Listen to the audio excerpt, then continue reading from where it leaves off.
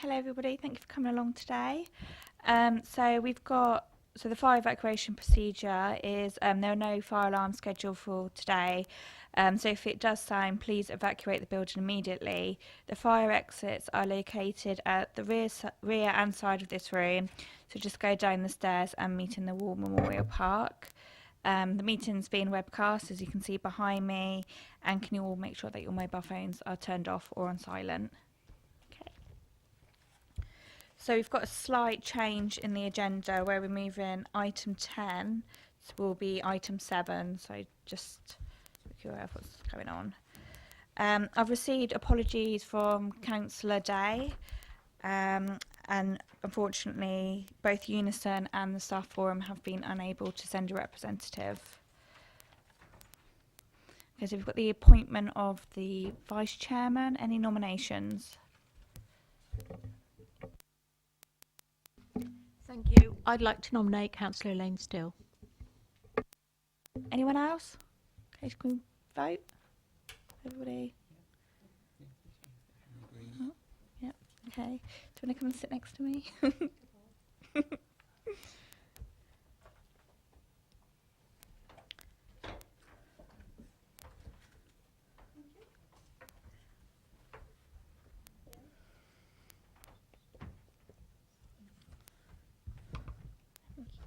We've also got the portfolio holder as well, Councillor Saunders, sat with us.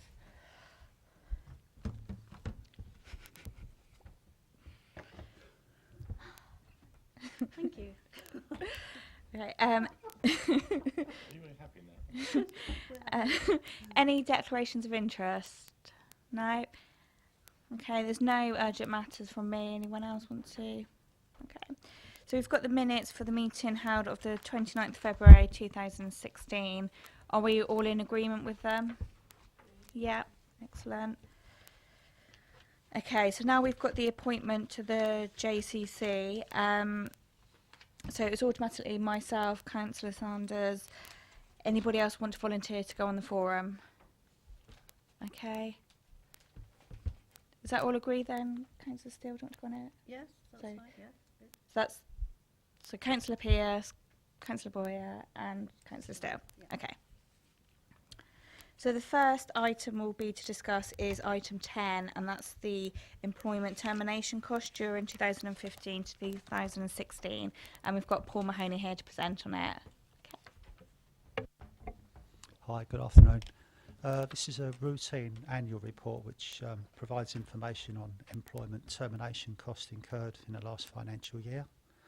You'll see from the report that we were compliant with the Council's pay policy statement, and there is additional information in a pink appendix.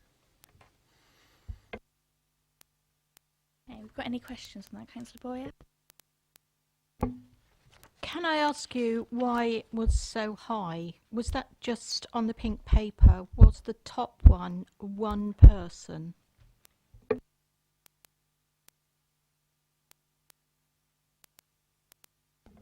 Sorry, yes, can I refer to Shella to respond, please? Yeah, just to explain, Councillor Bowyer, all redundancy payments are made in accordance with the Council's pay policy statement, which is agreed by this, ultimately by full Council, but comes to this committee every year to approve. Redundancy payments at the Council, the members have decided to use their discretion in terms of how those payments are made, but there is a set formula that is applied every time. So in terms of how redundancy payments are calculated, we use actual week's pay, and then we use the statutory formula for calculating redundancy payments. Under the statutory formula, you can receive a maximum of 30 weeks. But what members have also agreed to do is apply a multiplier of 2 to the statutory number of weeks that you would be entitled to. So based on your age and complete years of service at the date that you leave the council, there is a table set down in statute that tells you the number of corresponding weeks that you would be entitled to, a maximum of 30. We apply a multiplier of 2 to that, so the maximum that you could ever receive is 60 weeks pay, and it would be based on your actual week's pay rather than the statutory redundancy pay formula. And that formula is set down, agreed by this committee, approved in the pay policy statement that goes to council, and the payments that you have before you today, both of those were made in accordance with that set formula. Is it possible to have a copy of that? Not. Yes, of course. I can circulate it to members. I can point you in the direction of the policy where that's actually set down, which is our redundancy handling policy. And we also have a discretions policy, which, again, this committee approved. So I will circulate that after the meeting. Any other questions on that item? No. Okay. Thank you for coming along. Okay. Can I just confirm that we've noted and we're all okay with that? Yeah. Okay, so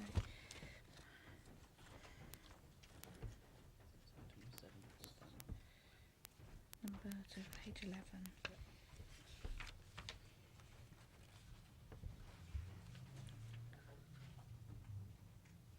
Okay, so the next item is item 7, and that's the annual review of health and safety 2015 to 2016. So we've been asked to note the report, and we've got Paul Beaumont here to present on it. So thank you. Okay, thank you, Chair. The report that I present to the committee today is an annual report which details the current health and safety standards at the Council and the progress that I, colleagues and the Corporate and Operations Health and Safety Committee have achieved in the last 12 months. I can confirm the safety approach taken at Basingstoke is a sensible management approach, and we have robust policies, systems, risk assessments, procedures to prevent harm and ill health, whether those activities are performed by our own employees or indeed by our contracting partners. In the safety report in front of you, I've explained the Council's current record in the report, and I've produced our statistical data of incidents, all of which you'll note are minor. We learned from all the incidents reported at the Council, and in the last 12 months we've made an investment in employee training to improve and to challenge behaviour of staff. Secondly, we've invested in training managers and safety reps across our business units to achieve a nationally accredited qualification in IOSH, managing safely. And finally, in the closing stage of the report, I've shown the Council's projected action plan, which demonstrates the commitment from managers and the 2 proactive health, safety and wellbeing committees. Chair, I'd like this committee to note the contents of the report and to work alongside us all while we make that journey of continuous improvement. Okay, thank you. So we've got any questions at all on the report? Yep, Councillor Sanders. Well, just to raise one, well, it's not really a question, it's a comment almost, but I can raise it as a question, which is when we're talking about violence to staff. I note that we normally record everything onto the council system for monitoring those people and people who are violent towards them. I am conscious that we have 60 councillors who also engage with people who have the potential to be violent, at least in some places, and wonder what instruction we give to our councillors, or should we be giving to them, and whether or not, if there are any incidences of violence or threatening behaviour towards councillors, we are properly recording them so that we're building up a database of people who might potentially be of danger in the future. Chair, councillors, we certainly include councillors as an integral part of our potentially violent persons, abusive customers as well. We keep statistical data. We share that. Well, there has been no incidents, incidentally, to councillors. We've had a few accidents, but definitely not violence at work. And we share that information also with your ward councillor.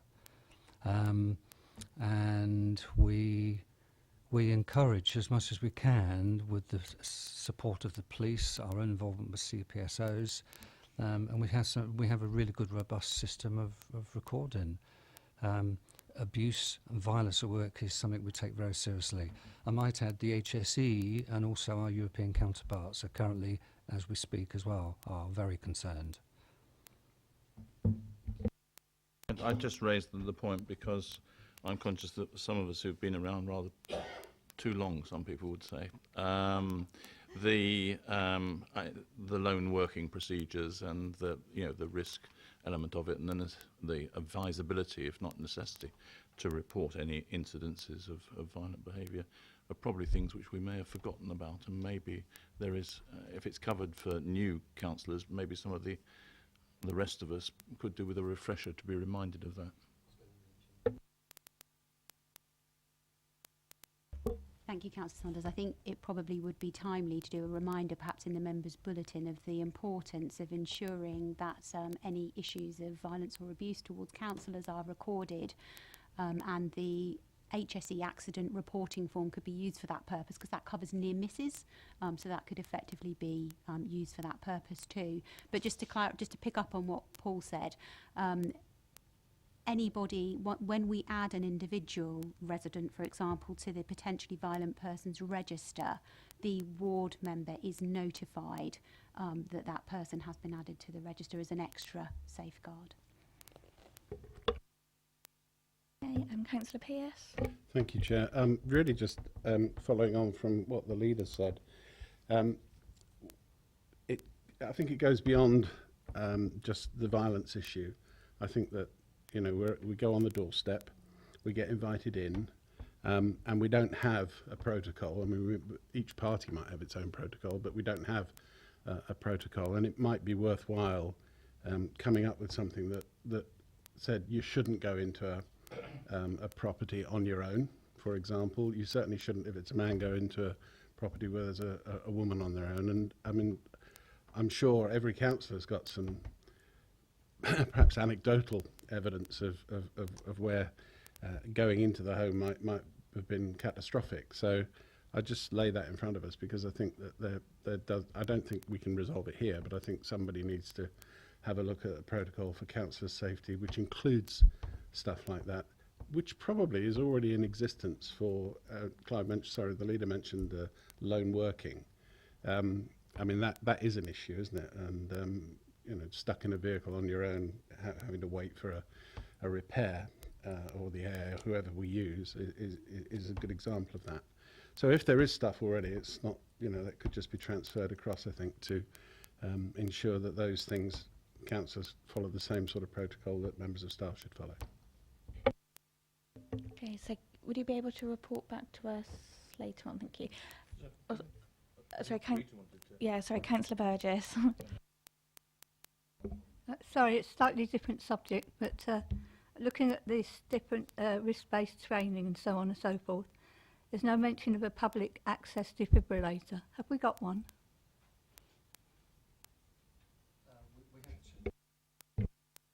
Whoops. We have 2 defibrillators on campus, and we have members of staff, which are first aiders, trained in their use. Do we have any public access? The central ambulance services have responders. They're trained people in the community, so arguably they're a member of the public. If they were to come into our building and show their identification, they would actually use our defibrillator and take it to site with them. That's agreed nationally.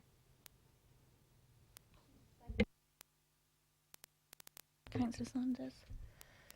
It was just, I would not want the impression to be given that councillors would stand there and say, I'm sorry, I can't deal with your issue because I can't come into your home because I'm on my own and deal with somebody. We'd either finish up having to double up on every visit from a councillor. And we all know from practical purposes, I've very often been into people's homes and a woman has been on her own, but I work on the principle that most people are actually well-intentioned and nothing has happened to me over that period. I think if one was to find that, one would hope one would recognise the danger signs and get out as quickly as possible and report it, that there had been an incident. But I do think we have to have a degree. We can have advice by all means, but we do need to have a degree of common sense applied to this, and you recognise some which you wouldn't go into, and some which is perfectly reasonable to go into, and some where you don't even know what the situation is because somebody opens the door and you find somebody else is in there afterwards. So it's one of those difficult areas, and I think we just need to have a bit of flexibility in there. So I entirely support Councillor Pearce's view that we should have some kind of protocol and some advice that's there, but we don't want it to become hard and fast and people saying more than my job's worth to go in there because of it says here I mustn't do that, because I think that would just, it undermines a bit the role that councillors play opposite their residents. Yep, Shella. Yeah, just to add, we do have some protocols just along those lines, as Councillor Pearce said, that so we developed for new members, which gives what I think reflects what you've just been talking about, Councillor Sanders. It's sensible advice. It's not saying don't go into a situation where you'll find yourself in a lone working situation.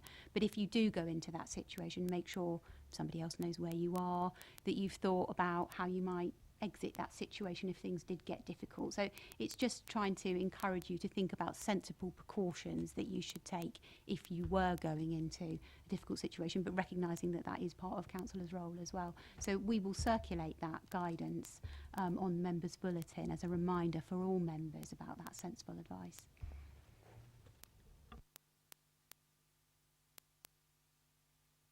Sorry, Councillor Boyer was first, sorry, and then you two, sorry. Thank you. Can I just pick up on two things? Going on from what Councillor Burgess said, I think what she was getting at is most of the time in these buildings there are people here. There are employees of the council. For example, when we have councillor meetings or full council meetings, if we did need a defibrillator, is anybody trained? Are any of the councillors trained? Are any of the officers that work late at those meetings changed? Most definitely. The host is actually first aid trained, and those people have been trained in the use of the defibrillator. And democratic services. Okay, thanks. That answers that question. Can I just bring up on the reasons for absence and the top one, anxiety, stress, depression, etc. Sorry, I'm not on the right report. All right. Councillor Westbrook.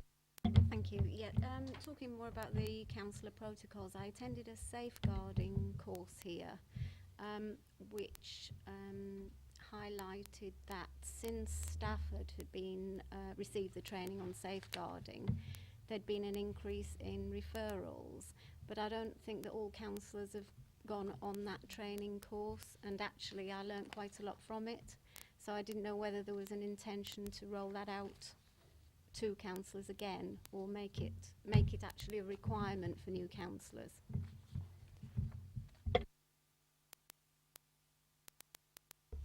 Unfortunately, I don't know the answer to that, Councillor Westbrook, but I will find out and circulate information to the committee.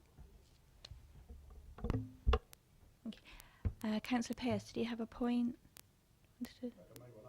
No, that's why I think you had to raise your hand. So sorry. Any other questions? No. Okay, so we note the report, but Shell's kindly offered to look into and circulate the guidance on lone working for councillors, and we'll also take the point about the safeguarding course as well. Okay. Okay, so on to the next item, so Agenda 8. So this is the HR annual review and operational management issues. Shella's got a short film to present, and she'll also be presenting the paper. Okay. Thank you, Councillor Edwards. So in March this year, we agreed a new people strategy, and that's really the focus for this report. It sets out the framework which guides how we're going to achieve our objectives as a council through the workforce, through having a high-performing, motivated and highly skilled workforce. Going forward, the emphasis for the new people strategy is on how to improve on our current position of being a good council to become a great council. By focusing on 4 priority areas around attracting, engaging, developing and rewarding staff who demonstrate our going beyond values in all their interactions with customers, partners and with each other. The report contains information updates on a number of organisational development initiatives aimed at achieving those people strategy goals. And in addition, it provides information on a number of workforce indicators and people management information for the complete financial year 2015-16 under the 4 priority areas, such as the recent staff survey results, sickness, absence and turnover data, for example. I appreciate the report is quite extensive, covering a range of areas, and of course I'm happy to answer questions on any of the issues covered. I just wanted to quickly draw members' attention to 2 issues before opening up for questions, if I may. In terms of sickness absence, I've given you each a copy of some documentation that was produced by the HR team recently. This was intended in particular for our operations team managers, and you will appreciate that their teams are out and about in the borough all the time. So when they're doing a return to work interview, they're not sat in front of a computer with policies easy to read on their computer screen and so on. So we've produced these small document packs for them to carry about with them, just as a handy reference guide for when they're doing a return to work interview or managing long-term or short-term absence for their staff. And that's just one of the initiatives that we've taken. We're continually looking at ways that we can improve on how we manage absence. So that's just one of the things that we've done recently. Secondly, one of the areas that I've given quite a lot of detail on in the report is around apprentices, and it's been one of the biggest focuses for the HR team over the past few months, because we've been particularly aiming at increasing the number of apprentices at the council over the next few years. We've actually had 5 apprentices join us today. I've been doing their induction this morning. And as part of recruiting those staff, we launched a new and exciting recruitment campaign. We had over 50 applications for that, so it was really successful. And as part of that campaign, we produced a short video which features some of our apprentices, past and present, talking about why they feel doing an apprentice at the council has been beneficial for them. And I just wanted, if I may, just to show you that video. It's only about 4 minutes long, so I'm just going to show that to you now. Thank you.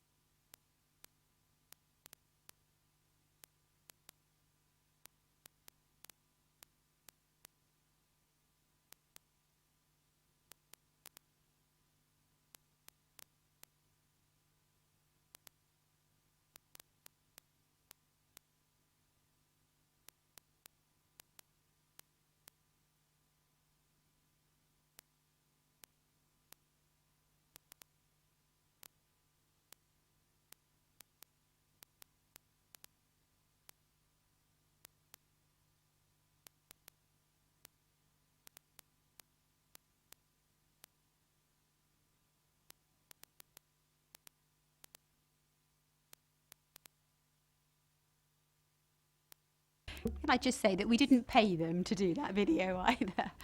So I just think it gives a really nice flavour of some of the apprentices in a wide range of different roles. And as I say, it's been one of the key focuses for us over the past few months, hence why I just wanted to highlight it. But happy to answer questions on anything within the report. Thank you. Okay, so it's quite a chunky report, so if we just work through it point by point. Okay, so Councillor Burgess. Thank you. I just wanted to stay with apprentices. Do we actually give any apprenticeships to children in care? No, not specifically. But when we advertise our apprenticeships, we do not stipulate that you need to have any qualifications at all. So by doing that, we hope that we're attracting people from a wide range of different backgrounds, and we wouldn't want to exclude anybody on the basis, for example, that they didn't have their maths and English qualification, for example. Under the apprenticeship scheme, you would study for your maths and English still as part of your apprenticeship framework.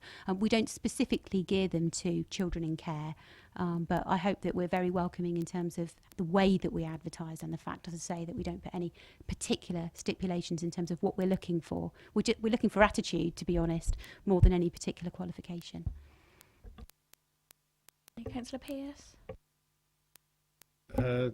What salary do we pay 'em? The national minimum wage for apprentices in the first year of their apprentice is £3.30 an hour, and we pay £4.68 an hour for apprentices in their first year. And then when they go into their second year, they get they either get £5 an hour, or they get the national minimum wage or living wage rate that applies depending on their age during their second year of the apprenticeship. I suppose that does beg the question that during during the time of an apprentice, and this certainly was the case when I had apprentices many years ago, more industrial apprentices, that as they went through the apprenticeship, their salary increased, particularly in the second year, because they were likely to be doing real work. And I just wonder whether that is the case. And that seems rather low to me in the second year for an apprentice. That's the first point, which I'm happy for you to come back on. Very, very small point. I think in terms of the increase in the number of posts, you told me that there were three apprentices, yet there seemed to be 4 on the video. In terms of pay, we've benchmarked our pay that we're paying for the apprentices against apprentice rates in the local area, and we think we fare quite well in terms of the first year and the second year. We do the apprentices, I think part of the apprenticeship and part of the selling point for managers, something which comes across in the video, is that they are most certainly not seen as any form of cheap labour by this organisation. Part of their apprenticeship involves them doing their MVQ qualification, as they talked about on the video. They would also be assigned a mentor. They participate in team building activities outside, in addition to their job during work time. And they also participate in the Hampshire Apprentice Partnership, which we are part of, along with 5 other local authorities. So they are learning much more than just the specific job that they come here to do. We get them involved in a wide range of things, which means that they're not doing a full job, if you like. Hence why I think they are paid reasonably. I think they're paid competitively according to the benchmarking that we've done. In terms of numbers, last year we took on 4 apprentices. We have permanently appointed 2, and 2 have had their apprenticeships extended. We have just taken 5 that have started today. 2 of the apprenticeships that you saw in that video were from the previous year's intake. So we've had apprentices here for a number of years. We were trying in the video to show some current apprentices and some people who've been apprentices and then gone on to secure permanent jobs with us. I think I accept what you say about benchmarking, but I still would maintain that in the second year that is, I think, below what I believe we should be paying more for them when they have completed their first year. And we go our own way in terms of the redundancy packages, they're not they're different to the national standard in local government. So I see no reason why we couldn't reconsider second year. I think it's an important issue and would put us in the front as opposed to just being in with all the others. Hey, Councillor Westbrook. Thank you. Yeah, a couple of questions actually. You said that 2 have been taken on permanently, 2 have extended. Under what circumstances do you extend rather than convert them to permanent? And the second question, qualifications. Say, for example, you've got some ground maintenance apprentices. What qualifications would they expect to come out with at the end of the term? Okay, so in terms of extensions, one individual was doing an MVQ level 2 in business administration, I think, and she is now going to go on and do MVQ level 3. And so her apprenticeship has been extended for that reason. The other apprentice was not yet 18. So his apprentice in HR ended. He did his year, and but he couldn't go out to work yet. You're probably aware that under the government's rules, people have to be in education or an apprenticeship or in training. So with him, we agreed that his apprentice would be extended. His qualification is being extended during that period as well. So they'll go on and he hadn't quite finished his MVQ anyway, so he will go on and complete his MVQ. In terms of the grounds maintenance staff, they will do NVQs in horticulture. So most of our apprentices go to BCOT in terms of their qualifications, and they do business admin and customer services generally, NVQs. But the grounds maintenance operatives, they will be doing NVQs at Sparsholt College in a horticulture qualification. And is that on a day release basis, 1 day a week or something like that? At Sparsholt, yes. At BCOT, no. It's much more flexible learning at BCOT. What does flexible learning mean? They do their they don't actually have to go to college, as it were, on a regular basis on a day release course to do the particular MVQs. So they do particular assignments, they meet with their assessor at BCOT on a regular basis. They will go to college for organised days, but they're not going every week, a day every week as they would at Sparsholt, for example. Okay. Have we got any other questions on that topic? Oh, yeah, sorry, Councillor Westbrook. Sorry, a bit further in the report it says that we will be taking on 14 during the 2017-18 year. These are in addition to the normal permanent staff numbers, are they? They won't be replacing permanent staff? Yeah, that's part of a government target which applies from 2017 to public sector employers, which states that you need to have a minimum of 2.3% of your workforce as apprentices. That can the way that apprentices are working is changing significantly next year with the introduction of the apprenticeship levy, and you've probably heard a lot about. There's been quite a lot about it in the press recently. It does mean that some of our existing staff, where they do qualifications, some of those qualifications could be done as an apprentice. So they won't all be new apprentices. It will be some of our existing staff undertaking training that is an apprentice qualification. But some of it will be new roles as well. So the 5 posts that have just started today, those are all new posts in addition to the existing workforce. Okay, so if we move on to engagement, so staff survey and sickness levels, have we got any points on that? So that's item number 5. Councillor Boyer? Thank you, Chairman. I've been looking at the absence levels, and I find it quite worrying that rank number 1, the anxiety, stress, etc., is actually going up quite considerably in the last 3 years. Is there a reason that you've identified for that? Yeah, we've looked into this, anticipating some questions from members on this, but because we wanted to understand whether there are any patterns ourselves anyway. So there were 45 individuals absent for that reason during last year, and of those 35 were due to circumstances in their personal life.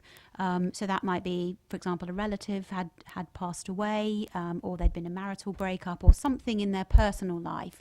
Clearly that is particular to that individual, and there's no common link there between any of those. So the vast majority, 35 of the 45 individuals, is just unrelated personal issues. The other 10 cases in 2015-16 were related more to work issues, but again there's no particular pattern there. There's no prevalence in one particular team or area. In one of the cases, for example, it was related to an individual who was later dismissed for gross misconduct. There are about 5 cases, including that one, where the absence has been in response to some sort of management action to look at capability or conduct issues with those individuals. But in other cases, it's simply a reaction to a job that can sometimes be stressful, pressured, and people finding it difficult to cope, and that's where our occupational health referrals and free face-to-face counselling and telephone counselling that we offer kick in for those staff. So the analysis we've done doesn't show that there's any particular pattern to it at all. There's no particular areas that have more prevalence of stress absence, etc. So I agree, it is concerning that it has increased, but there doesn't seem to be a particular trigger. I would also, I think it's important to look at it, we're certainly not complacent about it. If the staff survey results were worrying too, then that would show a very worrying trend, because that would indicate that morale was poor, and that was being reflected in terms of our high sickness absence levels. But that's not what's being shown. In fact, the staff survey results are very good in the main. So there doesn't appear to be an underlying cause, and I think it's just a very sort of unfortunate situation. Thank you. That's good to hear, because, you know, that's why I couldn't quite work it out. We've got a very good self-survey result, excellent. Yeah, you know, obviously we've had some quite unlucky individuals in the last year. Okay, thank you. Oh, Councillor Sam. Just on that point, I think it might be helpful in terms of the presentation of the data if we were to split out those people who are suffering from stress or whatever it is because of external reasons, as opposed to those who are suffering for work-related reasons. I mean, it would be quite interesting to know what that split was going back on the 26th that we had last year or the 28th that we had the previous year, but just so that we get a much clearer view of if there is anything there. I think it's a bit misleading at the moment, because there's such an enormous amount which has got nothing to do with the subject of our discussions. Councillor Pearce. Thank you. Still on the same area, I'm afraid. It is true that the sort of stress that occurs in personal life, breakdown of a relationship, bereavement, or even moving home are the 3 biggest stress givers. It's not clear, but I'm sure you do, as to what steps are taken to help the individuals through that. I recall the Midland Bank employed a number of counsellors at one point, and the impact of that was that people got back to work after, instead of 26 weeks, they were getting them back at 15 and 16. So there was a clear cost benefit in the expenditure. And I'm not suggesting that was for the whole of the Midland Bank. We're not quite as big as that yet. Keep on with the apprentices, we may well be, but I'd be interested to know what programme we put them into to support them through that. I know you mentioned telephone support and so on, but is there a specific programme that's worth spending money on, because it will get them back more quickly? Because the numbers are relatively low, we tailor the response. When I say low, sorry, I should just clarify that we are able to handle them within the resources within the HR department. So each of our areas of the business has an HR business partner assigned to it. They work very closely with the managers of the individuals here mentioned in this report to manage the sickness absence. So it's a tripartite, a three-way relationship, if you like, between the manager of the individual concerned, the HR business partner, and occupational health, liaising very closely with the employee, of course, to try and put together the best plan of action for that individual to support them to come back to work as quickly as possible, or in some cases not to go off at all. That would be the main aim. So an occupational health referral would be done as soon as we know that an employee was likely to be off long term, and that could actually kick in quite quickly. That could be after just even a couple of weeks of absence. As soon as we get a doctor's note that says stress, depression, anxiety, something mental health related on it, they would immediately be referred into occupational health, and it's through the occupational health process mainly that the return to work is managed. Automatically at that point we would also offer the face-to-face counselling as well. And in some cases we also offer cognitive behavioural therapy as well, which is a type of counselling, but depending on the particular issues that the individual is facing, if occupational health or the person's GP felt that would be a good response for them, then that's something that the council would look to fund some of those sessions as well. So there's not a specific plan, there are specific steps that are taken, and the manager is assisted in that process by the HR business partners, who will explain to them every step of the way what processes they should be following to support their employee. Thank you. The other question I had is on page 44, figure 15. It is sickness, absence and job type. And it's clear to me that the average days lost per employee in the lower grade range is significantly higher than those in the upper and the top grades. And I know that there is a wide range of administrative, technical, clerical and manual roles, but it seemed too big a difference for me to say, yes, that's just because they're at the bottom end of the scale. And if the same processes and procedures are applied to them, then one would hope that they would have a lower level of absence, but it appears that they don't. So, I'd be interested in how we're going to deal with that. Sorry, Councillor Pearce, could you just point me in the direction of where you were looking at for that information? I think it's figure 15. I've got a separate note here. Page 44. Figure 13, possibly, as well.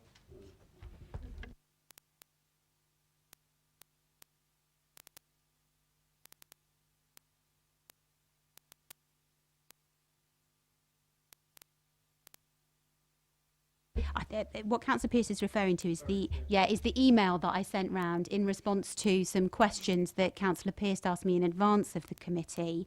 I did some further analysis of the stress absence by grade ranges, and you should all have a copy of that email. So, and basically what it's showing is that the grades 1 to 6, which covers our admin, technical, clerical and manual roles, the average days lost for those staff is 8.64 days, whereas if you look, for example, at the higher grades, grade 13 up to the chief executive, the average days lost is much reduced at 4.19 days. Is that what you were referring to, Councillor Pearce? Yeah.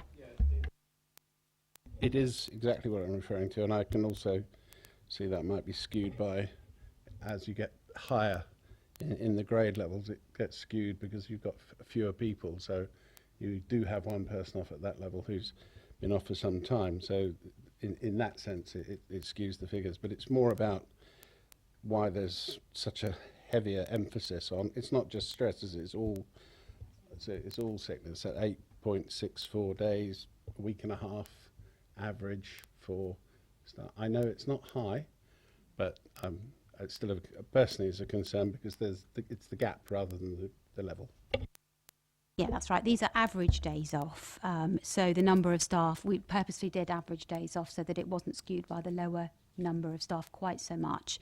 I think it's really important to bear in mind that I don't think we have a major sickness absence problem here at the council. So it's important to note, for example, that 51% of our staff had no absence at all during 2015-16. What we have seen is a small number of individuals with long-term sickness absence, and that's the particular issue that we need to tackle, I guess. And the ways that we're doing that is to try and work with those individuals to either prevent them from going off sick in the first place, or when they do go off sick, manage their case and work with them in a proactive way to try and get them back to work as quickly as possible by accessing occupational health, counselling, etc.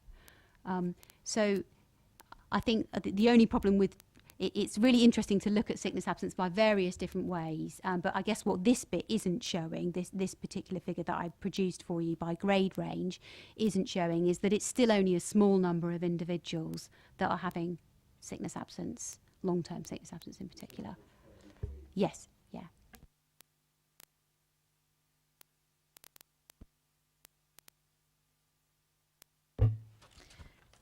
Okay, so if we move on to the development part of the report, we've got any questions on that?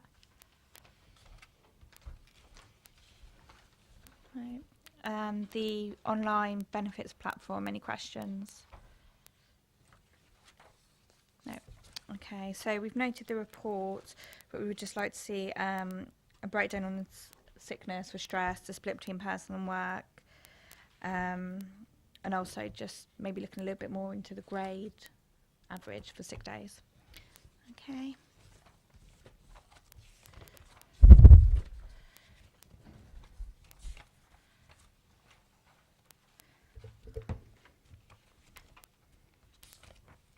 Okay, so we've got the last item on the agenda now, so item 9, and this is the revised grievance procedure and collective grievance procedure. So Shella can present. Thank you, Chair. So the report sets out some fairly minor changes to the grievance procedure and the collective grievance procedure. We review all our HR procedures on a regular basis, generally every 2 years, and so this has come about because of that general review. And for this procedure in particular, we're looking at to make sure that the procedure reflects the ACAS code of practice on disciplinary and grievance procedures. That's really important because an employment tribunal would take the ACAS code into account when considering any cases, and so the council's procedures and its actions would be judged against that code. And it's useful to note that the procedure that you have in front of you today does indeed comply with the ACAS code. We've also taken the opportunity to review similar procedures from other organisations to look at areas of best practice, and identified that an addition concerning the use of external facilitation in certain circumstances would be useful. And so I've added as a new section 6, and highlighted in red text in Appendix 1 on page 67 and Appendix 3 on page 83. It's exactly the same in both procedures, which confirms that in certain circumstances it may be helpful to seek external support and assistance during a grievance procedure. And examples could include where relationships have broken down, for example, between the aggrieved employee and the council, or where the grievance is against the chief executive. An external facilitator in those circumstances might be able to help resolve the problem, investigate the matter, or hear the grievance, and crucially, that addition helps to ensure that any such issues are seen to be dealt with impartially and are dealt with impartially. A further addition has been made at paragraph 8.2.4, and apologies, I have omitted to highlight this addition in red text, so apologies for that. It's on page 68 and exactly the same on page 85, so it's paragraph 8.2.4. That's an addition which confirms that in preparing for the hearing, provision will be made for any reasonable adjustments to accommodate the needs of an employee with a disability. So an example might be to arrange an interpreter to attend the hearing for an employee who has a hearing impairment, or for example an employee who is suffering from a mental health condition. If they were being supported by a community mental health nurse and they asked for that person to accompany them, although they aren't a fellow employee or a trade union rep, we would accommodate a request like that if it was due to a disability. A further change was also suggested by Councillor Pearce in advance of this meeting, which was to suggest that mediation could be introduced at any stage with the agreement of both parties. I agree, I think that would be a very useful addition, and would suggest a further amendment if the committee agrees to section 4 of both procedures. So in the grievance procedure, for example, on page 44, at paragraph 4.1, which covers mediation, the last sentence could be amended to read, mediation can be introduced at any stage in this procedure and will only be used where all parties involved in the grievance agree. So it is recommended that HR Committee approves the revised procedures in Appendix 2 and Appendix 4, and also the additional change to paragraph 4.1 that I've just outlined. Thank you. Councillor Westbrook. Just one question, Shella.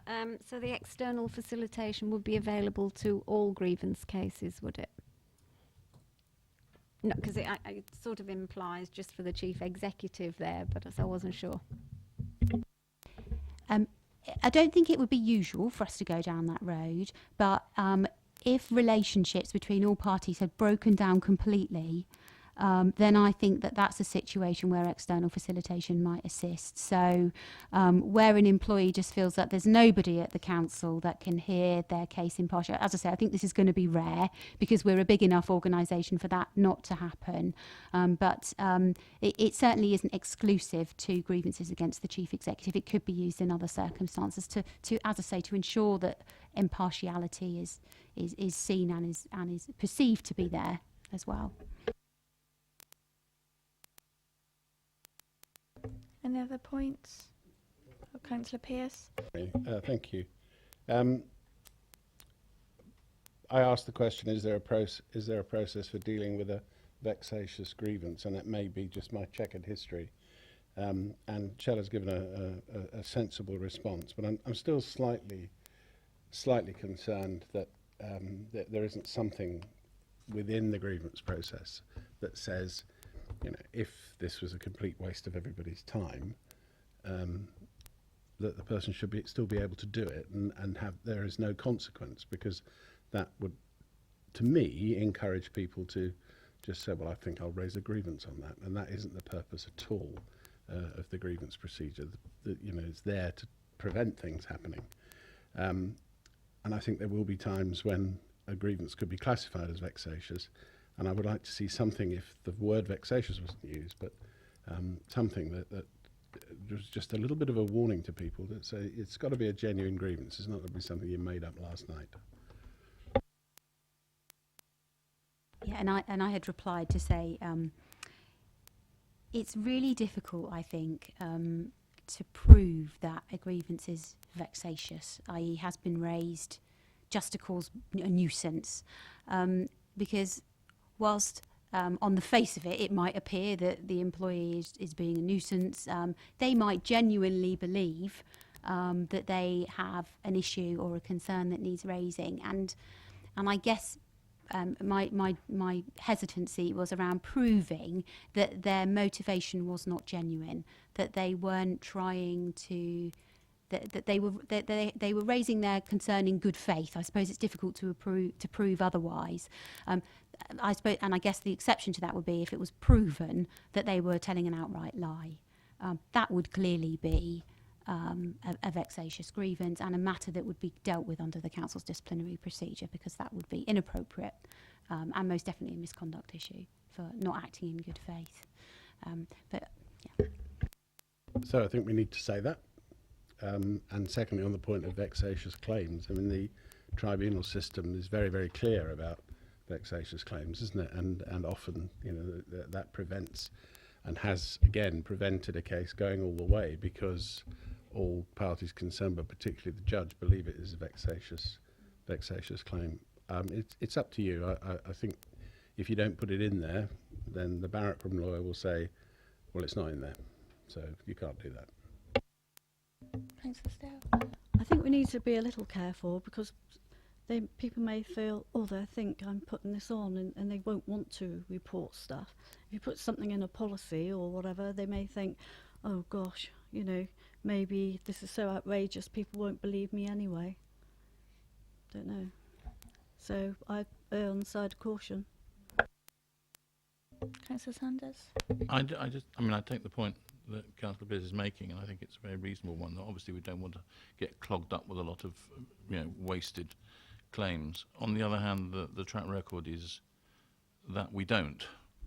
And therefore I wonder whether this is something perhaps that silence is maybe the best policy, and that if it arises, on the rare occasion when it might arise, there are other procedures within the policy that would enable us to deal with it. But rather than actually almost inciting people to try and make sure that they produce, if you wanted to produce a vexatious claim, just make sure you do it in a way that errs just on the right side of the policy so that you can get away with it. It's, tortuous though it may be, it's all, if people have got enough time to worry about that sort of thing, they probably would do it. Can I just, one particular thing on the point which I think came out of a comment which was made by Councillor Westbrook on the external facilitation. I always dislike things which say in certain circumstances without you actually saying what those circumstances might be, and I think we maybe just need to find a form of words there, whether it's exceptional circumstances rather than certain circumstances, but in exceptional circumstances it may be helpful that we don't make this seem as if it's a normal course of event, because you can just imagine the sort of the bill rising in everybody saying, well, I don't want to have this dealt with internally, I want to go outside, and we have a grievance policy, we have a grievance procedure, and that is what any organisation that I'm familiar with has always stuck by, unless there is a really exceptional reason for not doing so, which, for instance, the chief executives would probably fall within, because he's an exceptional, or she would be an exceptional person. Because there's one of them. I mean by that, one would hope also they would be an exceptional person, but that's a totally different issue. Yes, certainly. I think that does actually respond to the point that you were raising, doesn't it, Councillor Westbrook? So yes, certainly we could change 6.1 to say in exceptional circumstances. Hopefully that would help to clarify. Okay, any other questions? No? Okay, so we've approved the two changes, but in section 6.1 we just added in the word exceptional. Okay. Okay, anybody else, any other points? Right. Okay, now officially end the meeting then. Thanks.